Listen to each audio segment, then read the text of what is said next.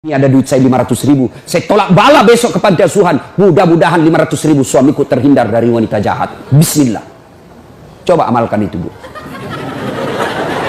Coba amalkan. Yang jadi masalah kalau suaminya juga sudah tahu rumusnya.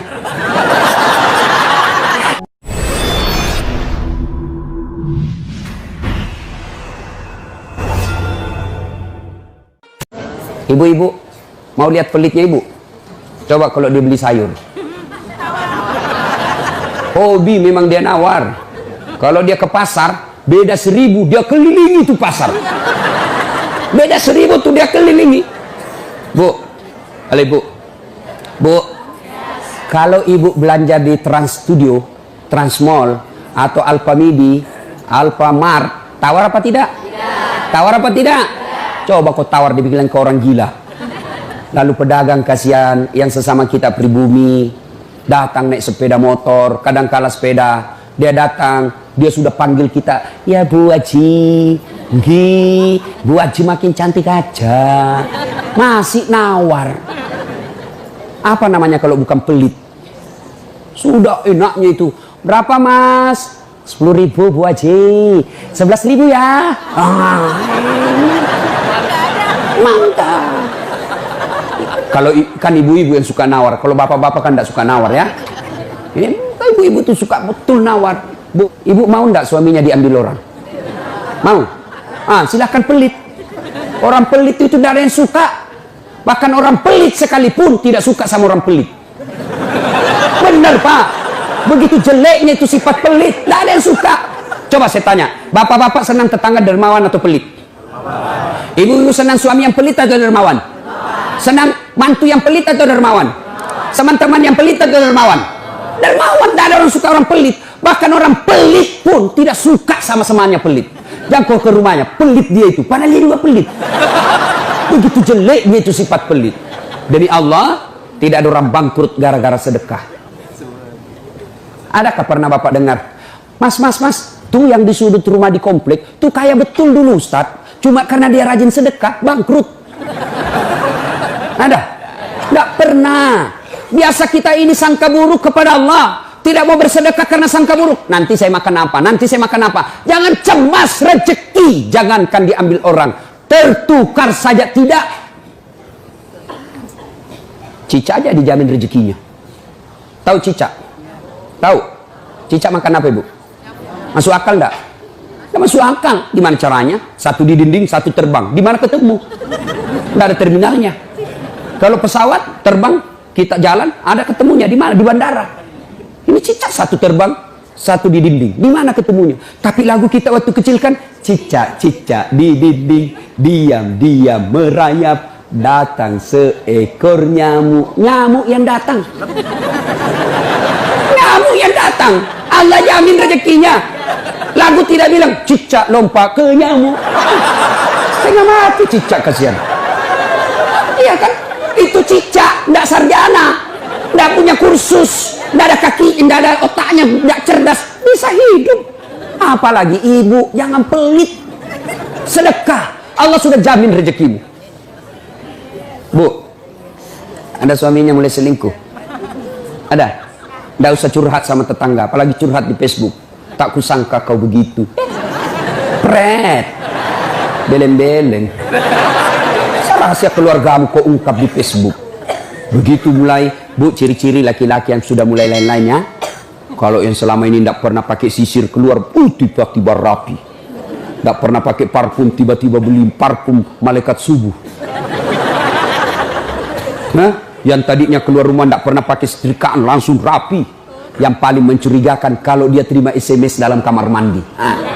70% wajib dicurigai. Nah, kalau sudah begitu ibu tidak usah curhat sama tetangga, lebih curhat kepada Allah. Bangun ibu sholat hajat, lakukan sampai 8 rakaat. Setiap 2 rakaat di sujud terakhirmu kau berdoa kepada Allah. Ya Allah, engkau yang membolak-balikkan rasa cinta dalam hati suamiku. Tidak mungkin aku bisa mengendalikan cintanya. Ya Allah, tidak mungkin aku jaga dia 24 jam. Engkau yang maha menjaga ya Allah. Ya Allah, pelihara suamiku dari godaan perempuan lain. Ini ada duit saya 500.000. Saya tolak bala besok ke panti asuhan. Mudah-mudahan 500.000 suamiku terhindar dari wanita jahat. Bismillah. Coba amalkan itu, Bu. Coba amalkan. Yang jadi masalah kalau suaminya juga sudah tahu rumusnya. Dia bangun juga sholat tahajud. Dia bangun pula sholat tahajud. Istrinya sebelah, kamar sebelah, suaminya kamar sebelah. Ya Allah, capek sudah saya lihat istri saya, ya Allah. Ngamuk aja kerjanya. Marah-marah aja. Berat badannya juga makin tambah, ya Allah. Tak tahu dilihat dari mana dia seksi. Ya Allah, ini ada duit saya 500.000. Tolak bala, ya Allah. Mudah-mudahan istriku ikhlas saya kawin lagi. Bingung malaikat yang mana? Jangan pelit. Demi Allah, tidak ada orang bangkrut gara-gara sedekah. Saya kasih contoh. Tanggal 4 kemarin, sehari sebelum lebaran. Ya, tanggal 3 malam.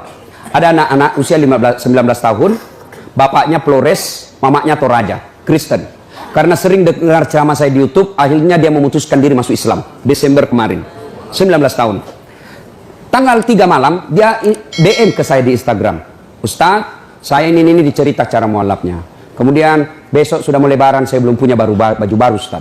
Saya lihat Ustaz ini bagus-bagus bajunya. Di mana belinya, Ustaz? Saya bilang sebenarnya baju saya tidak dibeli, bikin sendiri. Tapi yang lebih sebenarnya lagi, bukan baju yang bagus, saya yang gagal.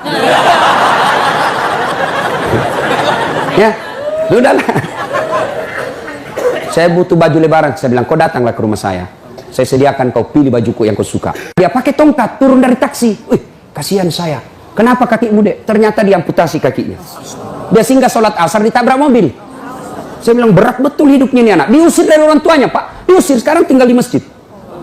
Tidak disetujui, hanya dia sendiri masuk Islam. Diusir. Bilang, kenapa kakimu? Saya cerita. Sedih saya, sempat berkaca. Yang sedih, Ustaz. Ini tidak ada artinya ini kaki ketimbang iman saya kepada Allah. Luar biasa, 19 tahun. Saya ambil baju saya yang paling bagus. Kau pilih ini, Dek. Mana kau suka? Bener, diambil yang paling bagus. Sempat juga saya nyesal. Sudah. Karena saya buru-buru ke bandara. Saya mau pergi khutbah. Ya, ini, Dek. Kau ambil 1 juta. Sudah, kembalilah dia. Naik Grab lagi. Sudah. Perjalanan saya ke bandara, masuk WhatsApp. Ustadz, berapa nomor rekeningnya? Wakil Wali Kota Balikpapan. Dalam hati saya bilang, kenapa lagi Pak Wali? Ada apa? Pada dalam hatiku, segeralah. Kirimlah nomor rekening. Masih di atas mobil, masuk. Masuk, berapa transferan masuk? 30 juta. Tadi keluar 1 juta. Tidak cukup sampai situ. Allah balas lebih banyak. Sampai saya di airport, bandara, depan pintu 7 nunggu saya keberangkatan. Tiba-tiba ada ibu-ibu lari. Bawa amplop. Ustaz, tunggu dulu Ustaz. Apa? Ini dalam hatiku, ada apa lagi? Padahal cepat sudah. Ini ada ternyata ada fans saya, dia lihat saya di bandara, dia mau kasih, tapi coba buru-buru mau masuk bandara. Dikasih saya melalui itu ibu. Nih ada Ustaz titipan dari ini. Oke, saya buka, berapa isinya? 10 juta. Sudah 40 itu kan gantinya. Besoknya tanggal 5 selesai khutbah. Biasanya kalau saya khutbah dikasih itu ibu 25 juta sama itu Bu Bupati. Berapa saya dikasih waktu itu? 35 juta. Berapa Allah ganti? 75. Keluarkan 1 juta, Allah ganti 75 juta. Kenapa ibu miskin? Karena ibu malas bersedekah. Selalu berkeyakinan saya miskin. Maka Allah, ana indasani abdibi. Saya tergantung sangkanya hambaku. Kalau kau sangka tidak mampu, maka kau kasih tidak mampu. Sedekah ibu. Allah tidak lihat 1 jutanya. Allah tidak lihat 100 ribunya. Yang Allah mau nilai, kamu sedekah enggak 1 hari ini? Jangan pernah lewatkan maghrib tanpa sedekah di hari itu. Coba amalkan. Coba. Kenapa kita tidak bisa umroh? Karena selalu yakin saya tidak mampu. Maka Allah, ya sudah kok dia yakin tidak mampu. Sedekah. Pulang ini kau sedekah sama tetanggamu. Cari orang miskin. Cari janda-janda tua. Tidak usah janda muda. Banyak yang bisa selamatkan. Jelas?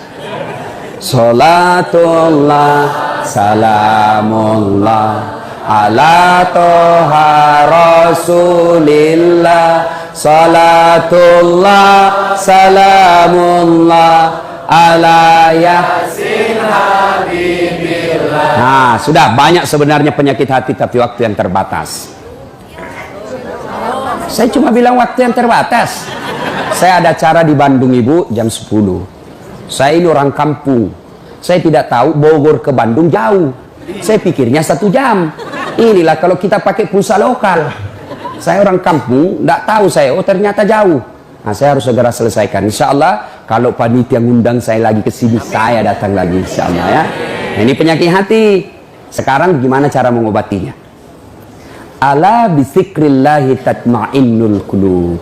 Ketahuilah dengan berzikir mengingat kepadaku, maka hatimu akan jadi tenang. Jadi kalau kita punya penyakit hati, maka datang di majelis zikir Al-Ihya ini.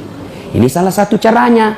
Memang ibu tidak dapat voucher, memang ibu tidak dapat undian, tapi apa yang ibu dapat? Ilmu, tapi ilmu tidaklah terlalu menolong ketika ilmu itu tidak diamalkan. Amalkan yang Bapak Ibu tahu, maka Allah akan berikan ketenteraman jiwa, ketenangan hati. Kalau hati sudah tenang, itulah kekayaan kita yang paling baik.